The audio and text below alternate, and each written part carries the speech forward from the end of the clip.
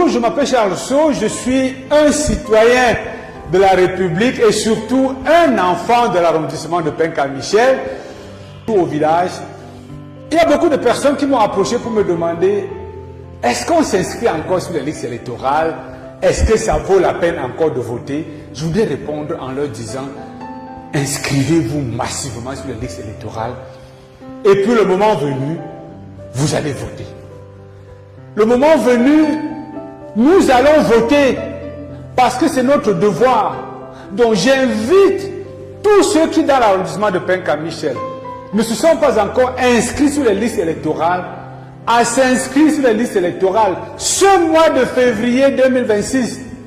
Bientôt le président de la République va appeler le corps électoral, va prendre un acte, soit pour reporter les élections au mois d'août, soit pour les convoquer au mois de mai. C'est comme ça. Donc, le moment venu, nous allons en parler. Les élections législatives et municipales dans l'arrondissement de Penka-Michel vont poser les problèmes réels. Parmi ces problèmes se trouve le nom de l'arrondissement de Penka-Michel. Ce sera un référendum d'initiative citoyenne autour du nom que porte notre arrondissement. Le moment venu, je vous dirai comment nous allons voter, je vous dirai pour qui je vais voter, je vous dirai comment nous allons nous mobiliser pour poser au cœur du débat des élections législatives et municipales la question du nom que porte notre arrondissement. Est-ce que vous êtes d'accord que 65 ans après, alors que les circonstances ont évolué, alors que les données ont littéralement changé, alors que le président français Emmanuel Macron a reconnu que son armée, l'armée française, a perpétré des massacres dans notre village, que notre arrondissement était sur le chemin de croisée de 4 opérations majeures de l'armée française.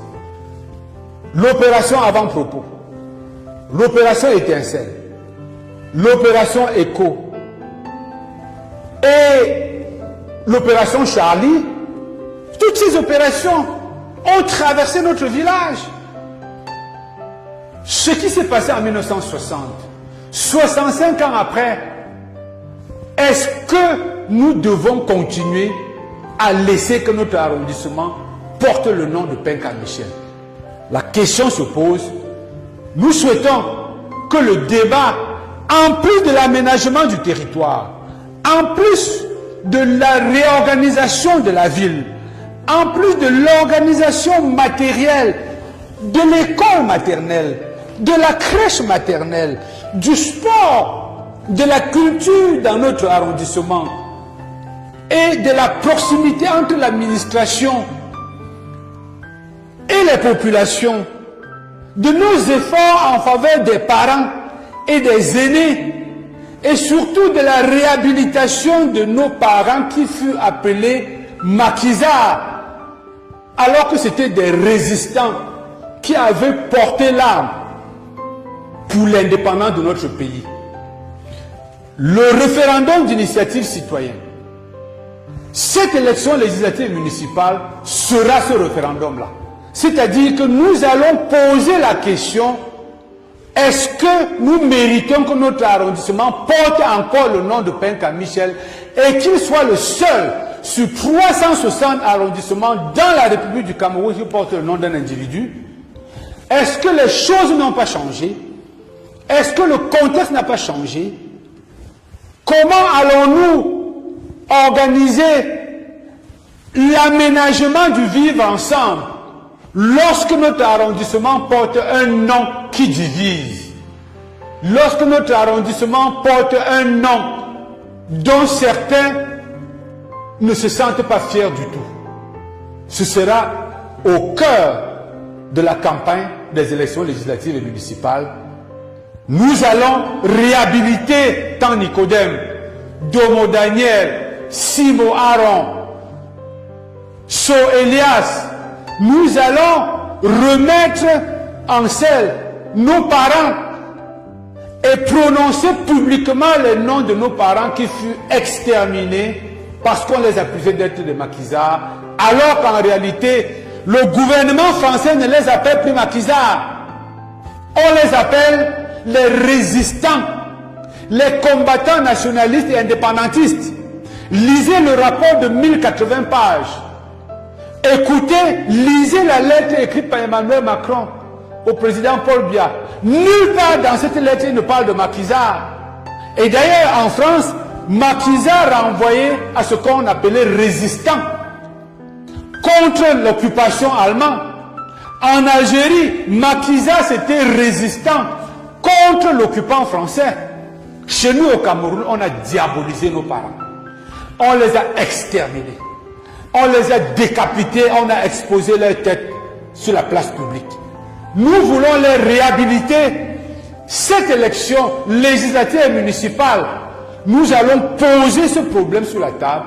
C'est un problème social, c'est un problème politique. Et puis, nous allons mener ensemble le combat mémoriel. L'amnésie est la ruse du diable.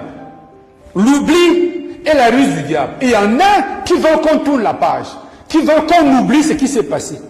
Nous allons remettre au cœur de notre développement et de notre projection vers l'avenir le souvenir.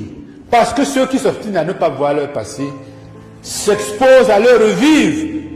Et parce que les traumatismes et les cicatrices, on les règle, on les soigne, non pas en les cachant, mais en les exposant, en parlant, pour créer ce qu'on appelle le dialogue des mémoires, pour créer la réconciliation possible entre ceux qui furent les bourreaux et ceux qui furent les victimes.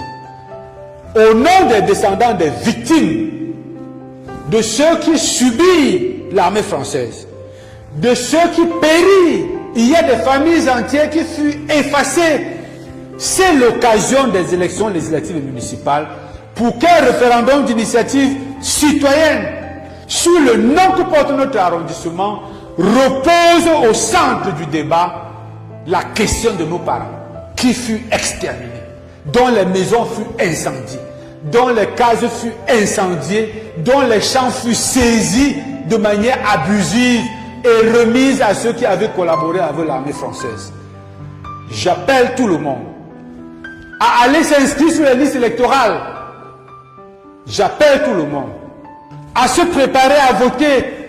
La carte de vote, c'est l'arme absolue, c'est l'arme fatale.